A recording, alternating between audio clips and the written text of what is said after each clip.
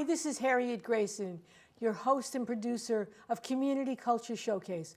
And we're very glad to have with us today a playwright, an actress, a theater buff who can introduce us to the world of theater, which I just love the theater. We all go out and see wonderful shows out there, whether it's community theater or if you spring for it and you go to Broadway, or I had the great luxury of going off to London to the West End and seeing two magnificent shows. So we all love theater, and this is the time of the year to have it. So I'm absolutely pleased to have Emma with me, and Emma and I go back a long time, Right. and it has nothing to do with theater. Right. But you've attracted me and kind of brought me under your umbrella, and now I am a aspiring playwright, which I would never be. Right. Without you and your group. So just give us a little background on the group and about you. Well, I'll kind of start with me, I guess. I've studied acting in college and had minors in speaking and creative writing. I attended Emerson College, and we were all very much about making stuff happen. You know, everybody was a producer if they were in the theater department. So we wrote our own plays as well. We had lots of opportunities to kind of mount our own shows.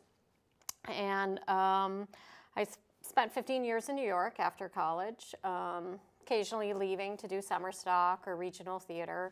And in New York, working off Broadway, doing plays, doing a film or soap opera occasionally, that kind of thing. And then I became artistic director of a theater for social change called Plays for Living. And our focus was touring short plays that address different social issues to spark discussion and hopefully come to solutions.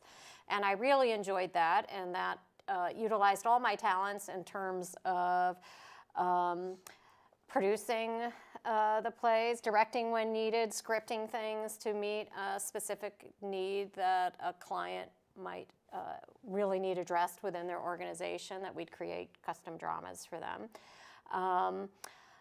Acted when necessary, when there wasn't somebody available or somebody got sick last minute, that kind of thing. The show goes on. That's right, you gotta make it happen. So I really loved that, and at the same time I started to produce one-woman plays that I could perform in. Because a lot of the things that were available to go audition for were not things that weren't roles that I particularly wanted to play. They were, were not, they were gratuitous female roles when you're, in your 20s and 30s. There's not a lot of substantial roles. There's a lot of talk about that going on in the theater industry right now. So I thought, well, let me produce something while I'm between jobs that'll be fulfilling for me. So I read the script, The Belle of Amherst by William Luce, about Emily Dickinson. And I fell in love with that, and I thought, oh, I'm going to produce this, and I can rent a theater and put it on, and maybe, out of that, I had some other venues say, will you come and do this here? I went to my hometown and performed it, and never imagining that I would play that part for 10 years. Maybe once a month, getting a booking at a library or somewhere or college. But it was a different experience than running around auditioning all the time, or wondering, if I got this job, I got to cancel work, or if I got this job, I have to find somebody to sublet my apartment. It was something that I could have some control over, whether or not I was working. And it became a luxury to play the same character over and over and over again. So I really learned so much more about acting. And solo performance really fascinated me because your audience is your scene player, your scene partner. So you really have to develop a whole skill of listening to your audience and playing off of them, and that's not something you can plan for, because your audience doesn't rehearse with you, right? Right, So, and every single day is a different audience. right, and learning how to listen to the audience and really be in the moment with them. And the other great thing was, I remember one of the first bookings I had at a school, I walked in and, the principal or whoever had hired me said, "Oh, the artist is here, and oh, by the way, here's your check." And I thought, wow, that's a whole different Experience. reality than running around auditioning for plays that aren't going to pay you any money. So I thought I was kind of, onto something that was a nice balance for everything else. I always felt it was important to kind of be part of the theater world, but that was validation of, having a valuable skill. And bringing something to people and having audiences who wanted to come see Right. you. And So an interesting product that actually Yeah. was informative as well as entertaining. yeah, 'Cause she's exactly. I would imagine a fascinating woman. Absolutely, absolutely. So you have to have a character you love Yes. to play. You have to be Yes. passionate about them.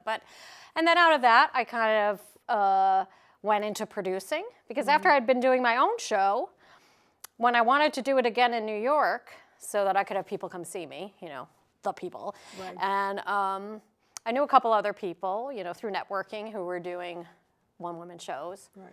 And I went to them and I said, well, what if we chipped in and rented a theater together?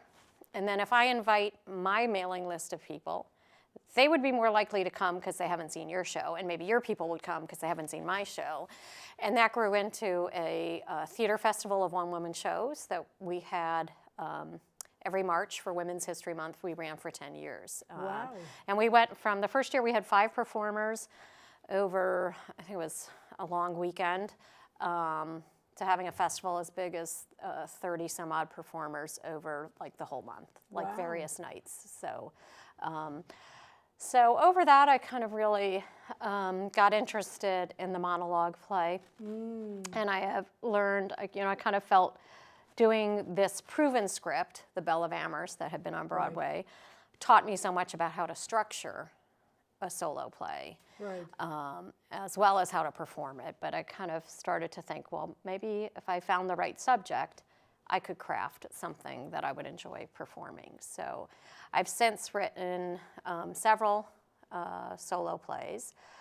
Currently performing my Harriet Beecher Stowe play most often, and that is called Aunt Hattie's House. And I've chosen to set it in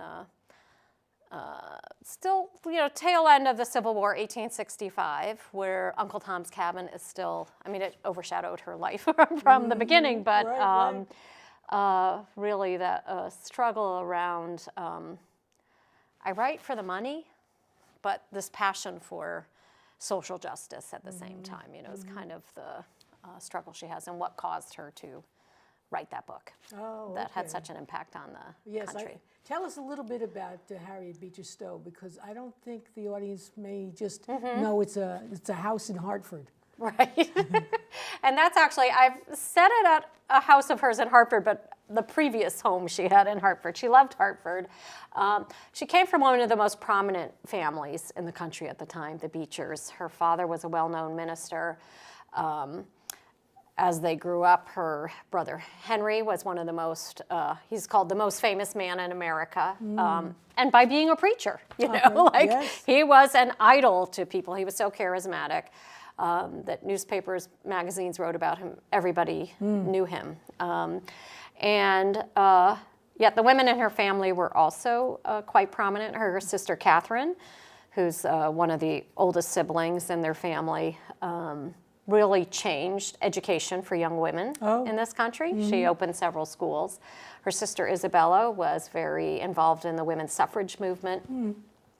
And all her brothers were known as ministers or lawyers and things. So they were just kind of one of these American dynasty families. At the same time, middle class. They weren't opulent or wealthy or anything, but it's kind of fascinating. And I think their father must have been a very special person to raise his children in this way, including his daughters, that they had education and passion and a drive. And so many people feel that Harriet wrote because she could not be a minister. That wouldn't have been a career that would have been open to her. But she had a voice and things to say. She's actually quite humorous. She wrote, she kind of stumbled upon, the whole family moved to Cincinnati when she was in her 20s. at the time that was kind of the far west, Cincinnati. Her father was appointed head of a theological school. And there were a lot of people from New England and Hartford out there to civilize, Right, right.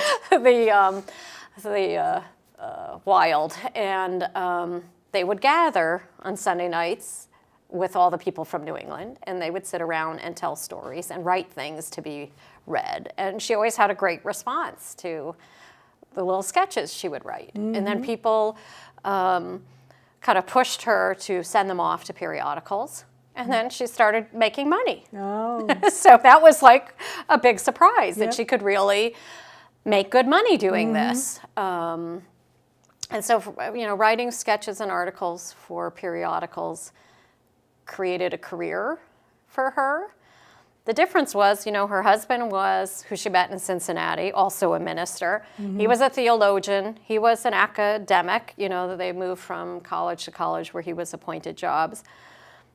But they were always struggling. That wasn't right. a well-paying job. They had kids coming every year, a new baby. And her writing really helped ends meet. Wow. They took in boarders when they needed to. And then, by chance, Uncle Tom's Cabin started as a serial with a weekly chapter. Oh, like a Charles Dickens type of thing. Exactly. Yep. And she thought it would be 4 or 5 chapters. And, 2 years later, She's still the story writing. is done. So, Yes. there's kind of different accounts where she sometimes has said it wrote herself. It wrote itself. She was a channel for this message. But living in Cincinnati, they did see a lot firsthand. Slaves escaping, going to Kentucky and visiting plantations, and even in their wildest dreams of, from New England, what they saw, on a plantation just really shocked them as being a social wrong. And that was really where I feel she was always coming from, that you can't treat human beings this way. There's interesting movement going on in New England, pushed by a family from Rhode Island, which talks about the immense wealth accumulated by Yankees from the slave trade. And in particular, this is a descendant of Brown? No. It has some association with Brown University, but it's the DeLong family or the DeWolf family. That's it. The DeWolf family, which was at one time, they were if not the wealthiest, one of the wealthiest people in America, and they made their wealth. And many people who owned ships in New England made their money on the slave trade. Right. We have a lot of harbors here, and I think if you grew up in the North, you had a certain idea that everybody was kind of pristine around this issue. Not but at all. There was a lot of money made. Right, and there were slaves in Connecticut in the and when the country first started, there were slaves. In fact, there was, according to this, there were slaves well into independence. In fact, actually, still have mostly house slaves. We didn't have gigantic plantations, but the money came from southern plantations, and then the plantations for rum, making rum, the molasses stuff in Jamaica and those Caribbean islands, and there was a tremendous amount of wealth accumulated by Yankees. In the slave trade, so it's there was a few, but it's enough to make a difference. And I think I remember reading somewhere that Connecticut is one of the last of the New England states to actually abolish slavery. Yeah, I don't know. Because there was a laws that stopped the importation, but that didn't stop the fact that slaves could still be there. And then later legislation actually ended slavery in New England, but it wasn't that far off from what was going on in the South, except the scale, of course, was much. I mean, we never had big farms, let alone plantations.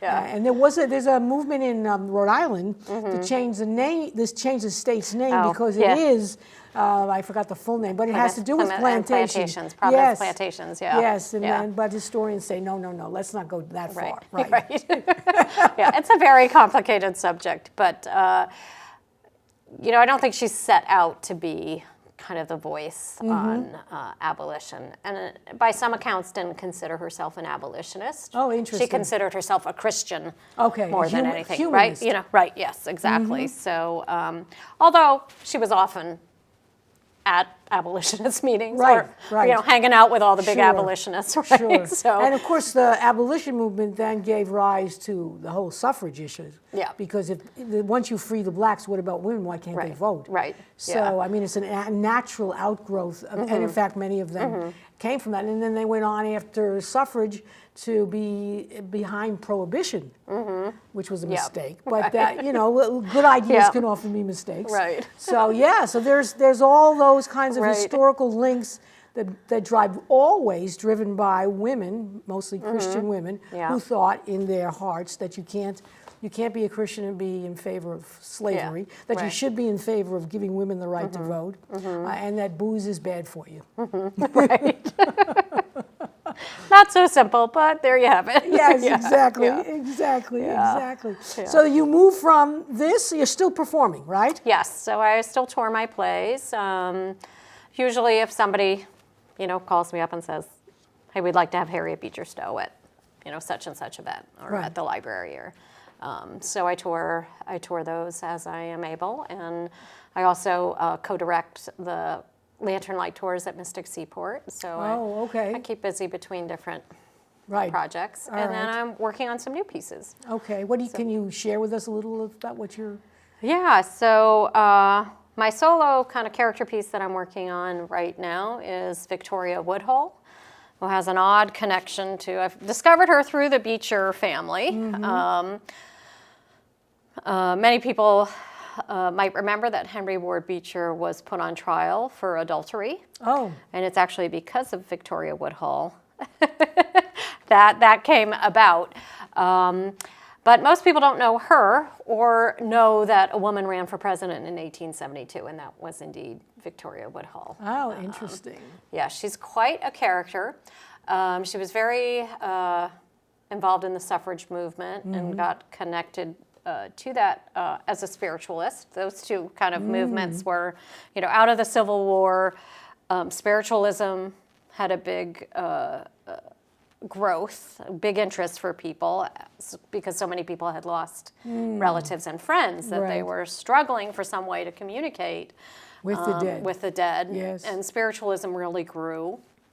And spiritualism was also a place where women could speak. You know, the spiritualism movement had a lot of women leaders, and it was a place, it gave women a voice. Interesting. And so a lot of the suffrage movement people were kind of intersected with the spiritualist movement. In both houses. Yeah. Interesting. So that's kind of an interesting element. And she was just also a very dynamic, charismatic type person. She and her sister fled. They were from Ohio. Ohio's a big theme too somehow. But they had a rough upbringing. And she and her sister ran away to New York. And apparently they both were quite beautiful and somehow managed to fall in with Vanderbilt. And he was quite impressed with them. And he said to them, tell me when to buy and sell my stocks. And if you're right, I'll give you a percentage. Well, they had enough money. Here's another amazing thing. They opened a brokerage firm for women on Wall Street. Interesting. And what year is this? 1870. 1870, yep. Okay. Now, they couldn't go out to eat anywhere in Wall Street because women were not allowed. Although Victoria's sister would wear pants to see if she could get in. So they started this kind of notorious fame in New York. And then they started to publish their own kind of suffrage newspaper. And out of that, they decided to launch Victoria's presidential campaign. But she's a fascinating person because, okay, we kind of say, well, I understand why she wasn't in the textbooks that I had when I was in school. But also, she kind of rewrote her own history. So it's hard to just find much documentation about her without really digging. There are some great biographies and novels based on her and other sources, available now. But there's a lot where you really have to dig because she's not written up in history books, and she had so many notorious things that she did. She was the first woman to ever address Congress. She was Really? invited to speak on why women should have the right vote? to vote. And her speeches, luckily, are kind of all cataloged. Okay. So a lot of her original speech material is available, but she maintained that women already had the right to vote. If you look at the wording of, and she was not properly schooled, but an amazing public speaker. And many of her issues and concerns for women and children and their welfare, Still here. they hold up today. Yeah, still here with us. Yeah. We haven't necessarily made a lot of progress. Yeah. So you read a lot of what she had to say, and you're like, wow, we still haven't solved that one. Right, Yeah. exactly, Yeah. exactly. Yeah. Even educating women. Yeah, yeah, yeah. And she felt, she married at, I think she was 14. She married a doctor as a way to escape. She had no options. Right. He turned out to be a drunkard. And then what? You don't have property. You can't buy anything. You're saddled with a child who has health issues because of, how your pregnancy went. And she kind of thought, well, let's call a spade, isn't it? If you're married because you don't have any other way to have clothing and a roof, it's not that far of a stretch from prostitution, is Right. it? Right?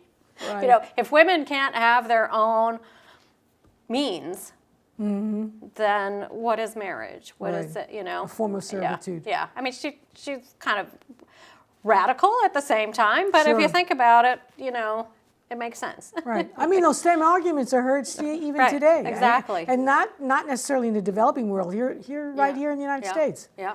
Absolutely. Yeah. It's the whole Yeah. issue about control of your reproduction and the issues that Right. are happening, as we speak, and the terrible thing that happened in Colorado Springs Yeah. just a few days Yeah. ago. So yes, these issues are still very much with us.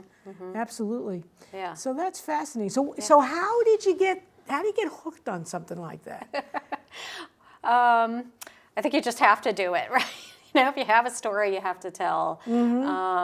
But last summer, with Judith Clinton at the Way of the Labyrinth in Stonington, we launched a Playwright retreat for writers to come, have some quiet time, some time to share and get feedback and run ideas off of people, as a place to kind of come and work on material. I was came. there. Yeah. I was there Yeah. because I had a guest on my show here who was from the Emerson Yeah. Theater Collaborative, Yeah. who I have been a novelist writing under a pseudonym, Anastasia Goodman, and my Sasha Perloff mystery novels. And she said, I don't know what to do with a novel, but I know what to do with a play. So I've been and seen lots of plays. I love plays. I love to read them, but you don't enjoy them till you see them. Yeah. And so there I was, complete novice. And it turns around and I create what I think I'm actually going to kind of try and promote, which is a 10-minute monologue, which is based on Sasha Perloff, who is the main man in the mysteries. And as a secondary piece, because you spoke of Judith Clinton, who was there, she kind of put me in this kind of direction. And that is to create a one-act, two-character play, Sasha Perloff, the detective, and a New York Times a writer, a reporter. And the issue is in the play, which is part of the novel, but a small part, is the whole issue of white cops in black neighborhoods. Right. And Sasha Perloff, the detective, patrols the beach communities of Brooklyn, which include Brighton Beach, bunch of Russians, no problem there. Right. But Coney Island, which outside of the boardwalk, if you go there today, is still pretty gritty. Yep. And has lots and lots of public housing and lots of crime. And it's crime, it's usually black on black crime, because that's the people who live there. And so, yeah, that's what the play is about. The monologue's a lot about him, a little bit about how he thinks the world could change.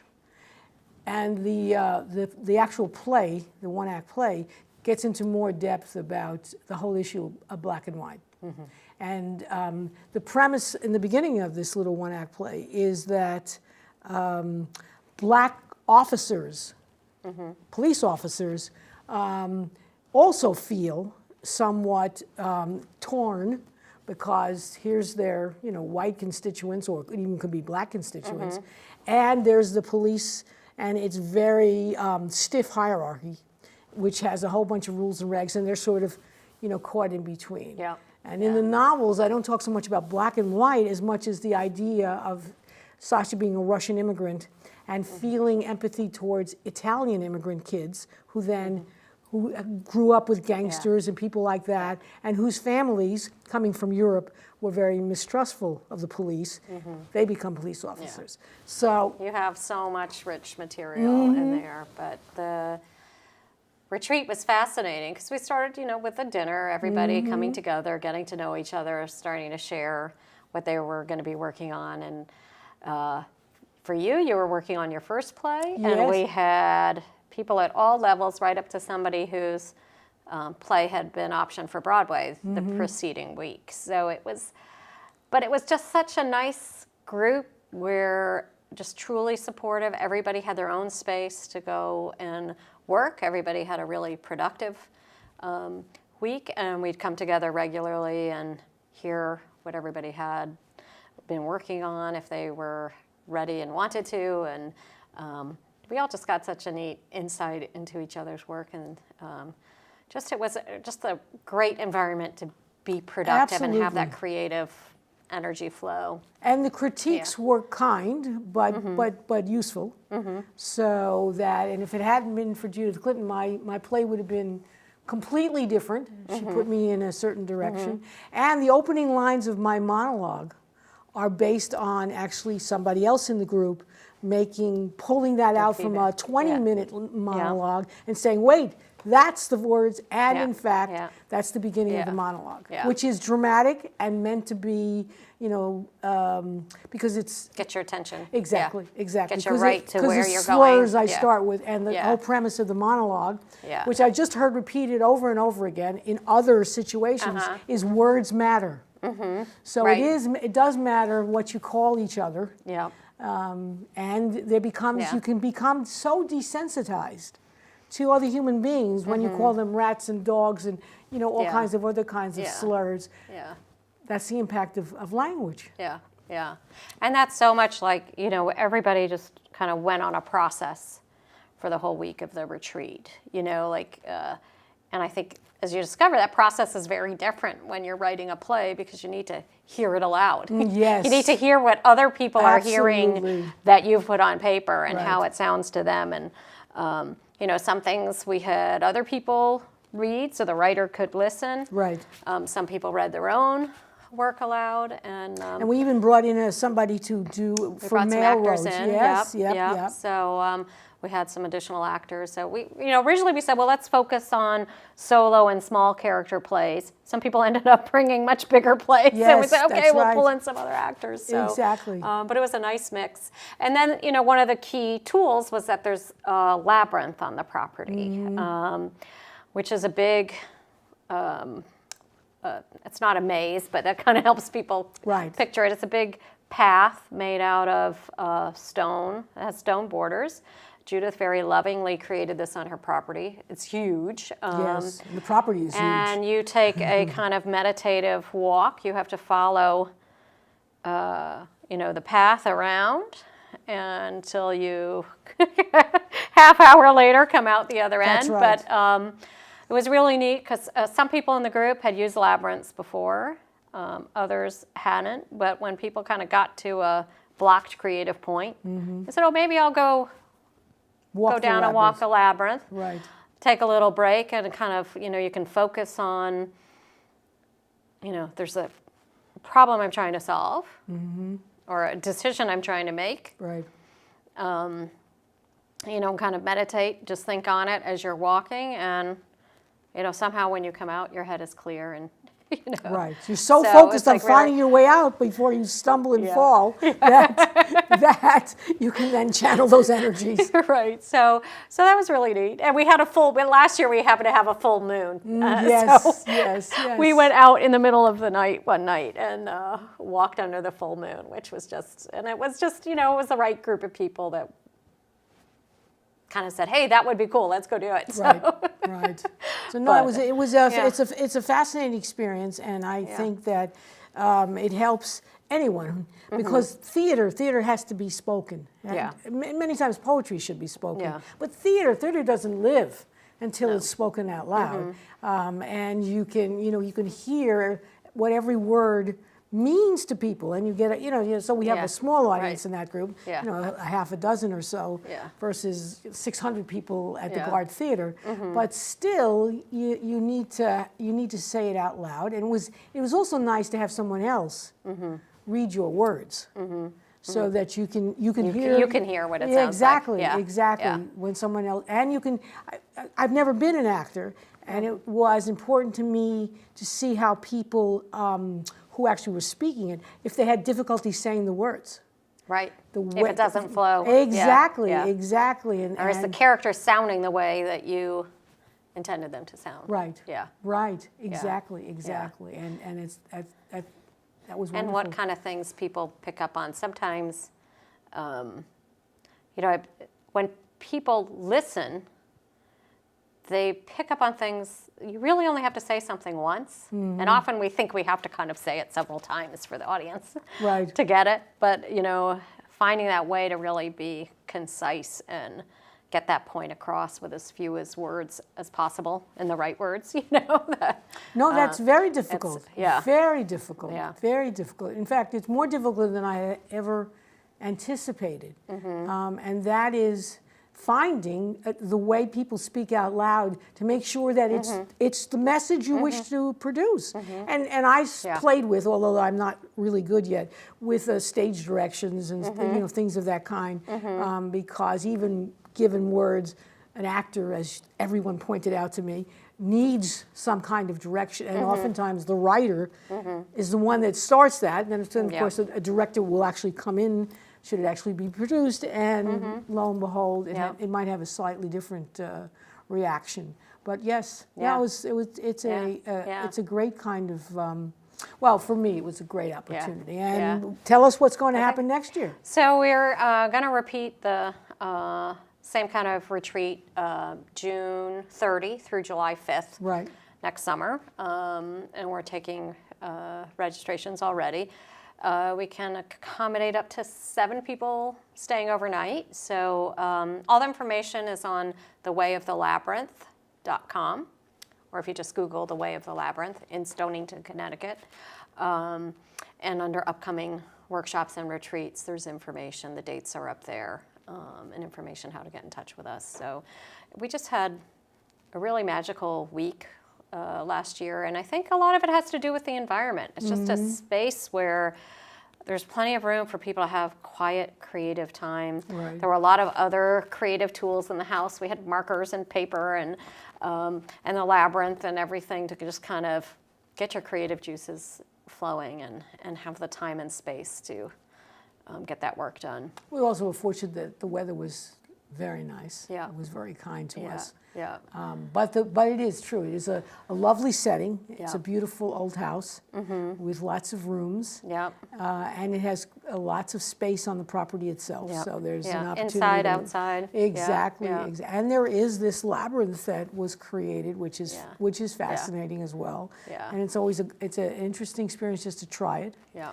And Judith, who co-facilitates with me, and I worked one-on-one with each writer as well to kind of make sure that they were meeting their goals for the week and see if they needed to bounce any ideas off of somebody, so that we'd come together at meals as a group, but sometimes, one-on-one people were kind of, just wanted to talk to somebody, and we didn't want to interrupt other writers' time. But Judith is also studying expressive arts, so there's other exercises and group activities that we can bring together and introduce, whether it's movement or sound, because kind of when you're just sitting at a desk writing, right.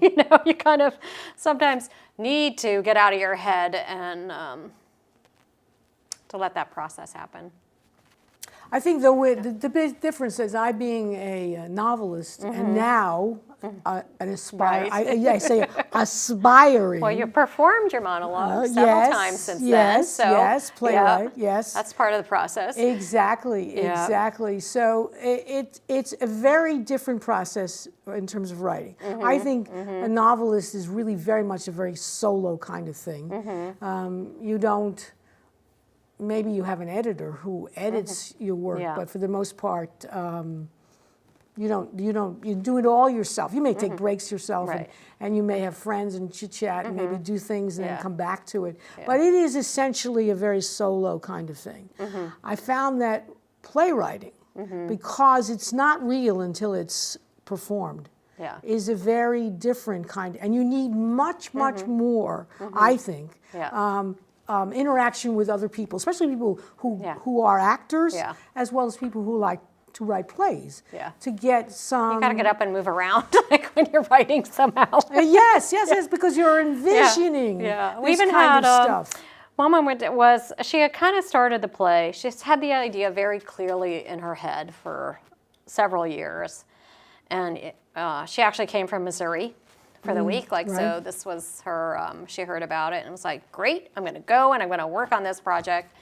But like day 2, she was like, would any couple of you who, also act, would you want to improv a little bit for me? Because I'm stuck on, what this scene might look like. So, we said, sure, and we kind of, she told us, kind of the situation that she wanted, and she just wanted to hear, like, how it could play out in different ways. Right. And, so that kind of, because you have multiple voices going on in your head. And, That's right. You have to assume the role of all your characters, which Yeah. is easier to do when you're writing a novel than it ever is Yeah. in writing a play. Yeah. Definitely. Yeah. I think clearly it's a very different genre. Definitely. And I think that whole I could understand having a collective where you had a theater group, or you see ensemble groups that still are around. Yeah. That the actors, some of them are famous, some of them aren't famous, doing new stuff and old stuff and working together and sort of Yeah. anticipating Yeah. what the next one's movement's going to be. Because movement is also part of stage acting, Right. which is different than perhaps, again, it's got nothing to do with writing a novel, maybe a screenplay. Yeah. But playwriting is even much more directive and much more immediate, I think, because you don't have these distractions. Yeah. Yeah.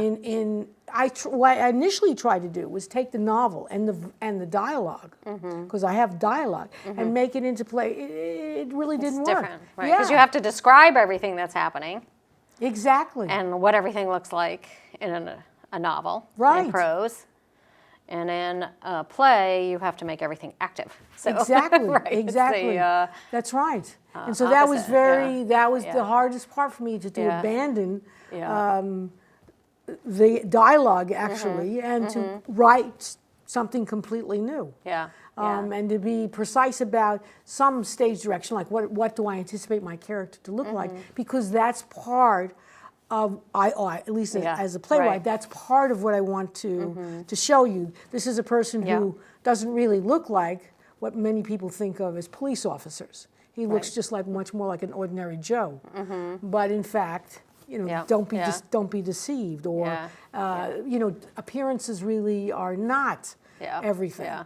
But you don't see that until, in fact, you have some actor who looks like. Well, Right. none of them look like Right. look like him, but you were able Yeah. to speak his voice and then say, Yeah. "Well, wait a minute, that's not quite the voice Yeah. that I had anticipated." So Yeah. very, very different.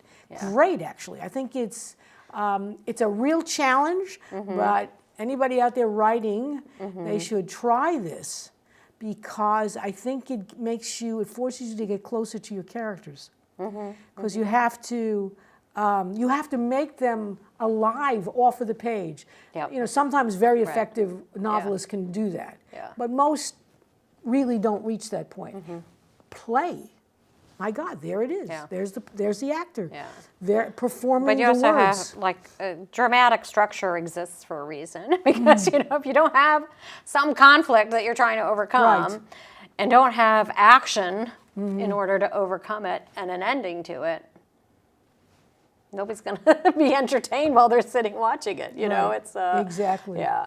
So yeah, there's certain elements you kind of So have to make work interesting somehow. story Yeah. has to be a dramatic story with, you know, not action like an action movie. No, but- definitely the words, sometimes the movement within gives you a hint as to Yeah. what's going on. Yeah.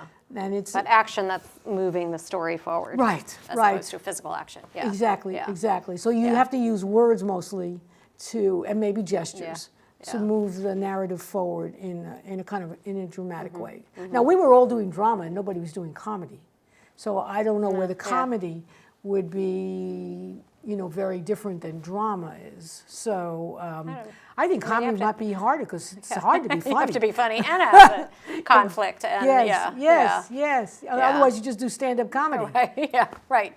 And at one point, I took stand-up classes because I wanted to understand, well, that's one person performing, and a solo play is one person performing. Yes. You know, and what's the difference between, say, you know, playing a character like Emily Dickinson and somebody like, you know, a Spalding Gray, or somebody who's doing playing themselves in a monologue. That's still dramatic, but, you know, how is comedy different? You know, comedy is even taking that structure whittling it down even more. It's like set up, punchline, right? Right. You know, and you know, if you're telling a story joke, you still don't want more than 3 sentences. You know, like so that was a really interesting experience that I tried to just kind of see, well, what really is the difference, and can you make this work? You know, you have to. The thing that you don't realize a lot about stand-up comics is because you think they are themselves, right? They use their name, usually, whatever. But they create a persona that's an exaggerated version of them, really, right? Right. So that conflict and everything is kind of that where the comedy comes from. Those things are kind of heightened.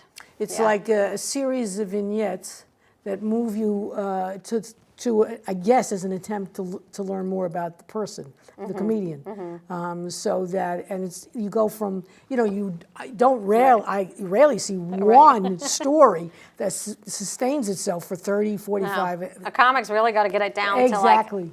And talk about needing the right words. Yes. Some words are just funny and some words aren't. Some kill the rhythm and others drive it. So, Exactly. Yeah. So what made you guys create this kind of playwriting labyrinth?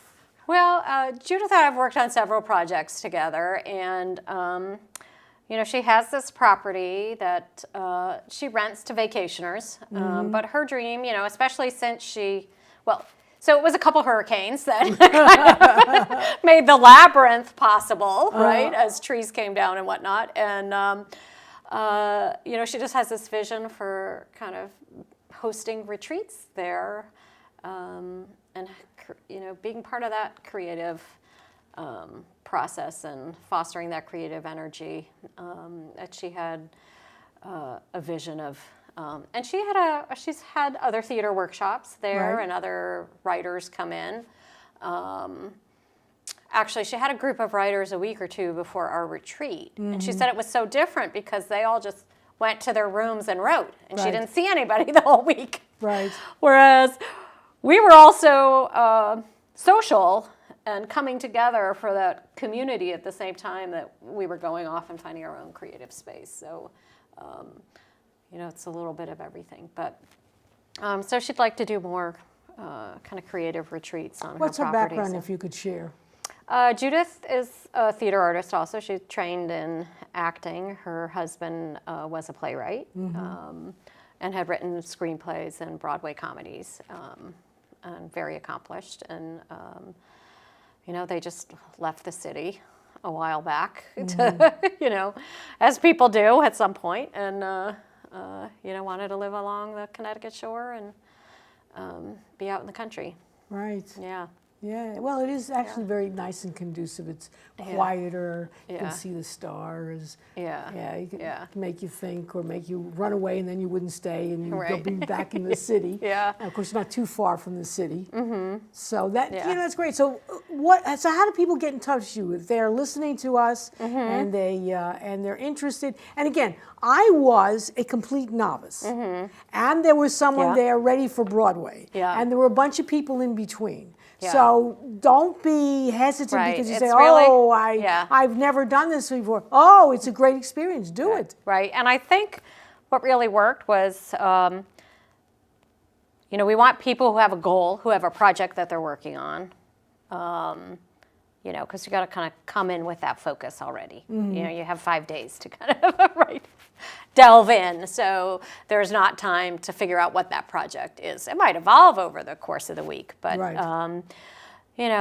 Anyone who I think has a project and playwriting project, whether it's solo, small cast, even slightly bigger casts, that wants that opportunity to just kind of focus on that for several days without the other stuff in life that gets in the way usually. And of course, and there's information on thewayofthelabyrinth.com, or people can email me with questions. My email is bewell@99main.com. Okay, very good. And because I live in the neighborhood, just came for the day. Right.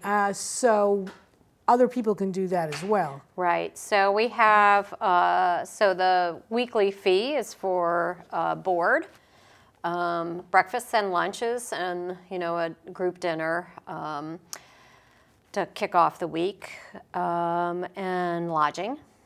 But there's like a finite amount of space for, right? There's only so many beds, but, 5 to 7 people will make a full retreat, but local people can choose to stay or not stay. Right. As you did. We had somebody else who kind of commuted, and that was useful too. You'd come for breakfast time, have coffee. Oh, yes, We'd all kind of absolutely. gather and then go Right. off and work and come together at lunch and there for dinner connect and- usually, yeah. and some of the nighttime activities too. Yeah. So we went to the O'Neill Theater Center one night to see a play, and so it was just a great week, and we're looking for another group of people who want to Give it a come try. and make progress on their projects. So In the world that we live in today, it's I learned from this thing that there actually is a whole bunch of festivals, shall we say, theatrical, devoted to what my monologue is 10 minutes. So you can actually create a 10-minute play, and there's sort of festivals that that do. Well, now they're down to 1-minute plays and 500-word plays, and we're all.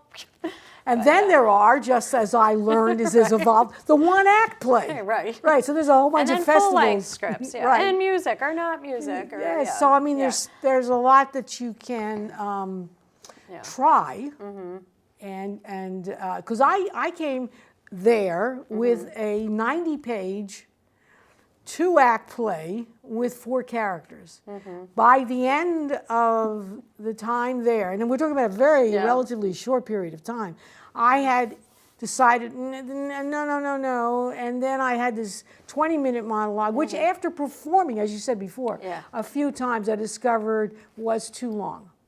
And so then I got it down to 10 minutes, and now I want to go forward with it as a 10-minute play. And then the full cast, the 2-act, 4 characters, shrunk to 1-act, 2 characters. And I think as a piece of drama, it probably is easier to handle, and maybe it's more likely that it's somebody will actually see this play.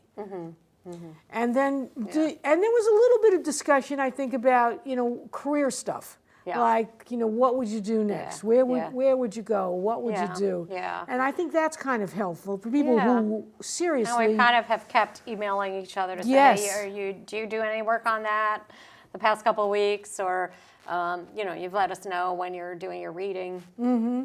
And so we stuck kind of together created, as a little cadre of artists. Right. Of course, not everybody's from the local area. Right. Either, So it's kind of, right. That's good too, because then you get people from other parts of the country. You find out what's going on. Yeah. So I think it's a great experience. And of course, again, you're not having 25 people there. You're just going to have a few people, and it's intense, but it's relaxing. Yeah. I That's why we said it's really retreat is the right word for Yes. it. Right? So you're intensely trying to create something, encouraged by others. At the same time, it's relaxed. So the criticism is there, but it's good. Yeah. It's good. It's what you need. Even someone who's more accomplished than I, certainly learns from critique. Yeah. Absolutely. To some and it's degree, great to see people's work evolve. Mm-hmm. One person was working on fixing certain. She knew exactly. I need to make this work in this scene. I need to make this work in this scene. From somebody starting with their idea clearly mapped out, but no dialogue on paper yet, to you're transferring material. So we were, kind of all at different stages, but that was kind of exciting to see evolve as well. Absolutely. So even if anybody watching knows a playwright elsewhere, and wants to share this information. Definitely. There's plenty of time now to plan it as, a week off in the beginning of the summer. So. And, you probably fly into Hartford and just... Or Providence is easy, yeah. Yeah, and just get down there to Stonington, right on the water. Beautiful location. Train is so easy. Yep. Yes. Yeah. So it's easy enough to get to. So I strongly recommend it. Yep. And the house is equipped with Wi-Fi, and people had access to all their research. When we were going to be reading each other's scripts, we just kind of emailed it to everybody, and they had it on their tablet or their laptop. Right. So we didn't even have to worry about printing scripts out. And no. yes, so because they changed so much. What a waste of paper. Right. That is definitely true. Yeah. Definitely Yeah. true. So I, as a novice, I had this great experience because I was wondering, and I was afraid people, in the back of your head, you think, oh, maybe they'll make fun of me and stuff because I don't know what. Yeah.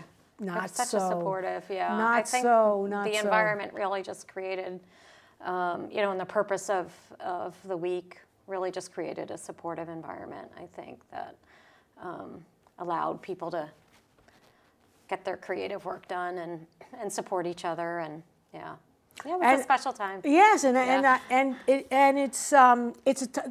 think the setting is also very key. Yeah, I think so. It's a beautiful house right by the Just water. has a calm to it. Yes, Yeah. absolutely. Yeah. There's not a lot of distractions unless you want to make your own distractions. And that labyrinth is an interesting concept. Yeah. Really, there's everybody just kind of found their own little spot where they had their little workspace, whether it was on a couch or a desk or a table.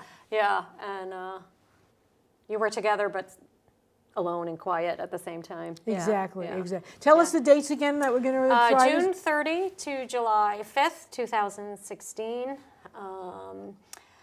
in Stonington, Connecticut, thewayofthelabyrinth.com. Okay, that's easy. And if they want to contact you directly, because maybe they're interested in seeing your play or seeing your play, your one-woman shows, absolutely. So, so what's the best way to reach you? To email me at bewell, BEWELL, for Bewell Productions, at 99, which is the number 99, Maine, MAIN.com. Okay. All right. Do you have a show coming up immediately in the next few weeks? Well, I'm working at Lantern Light Tours at Mystic Seaport through Christmas. That's running weekends. We opened Thanksgiving weekend. And I'll be doing my Harriet Beecher Stowe play locally in March, I think March 18th, as an event hosted by the Southeastern Connecticut Women's Network. Excellent. So those details will be out soon. And I'm sure other things will be coming up. Wonderful, wonderful. Well, Emma, as always, it's a pleasure to have you.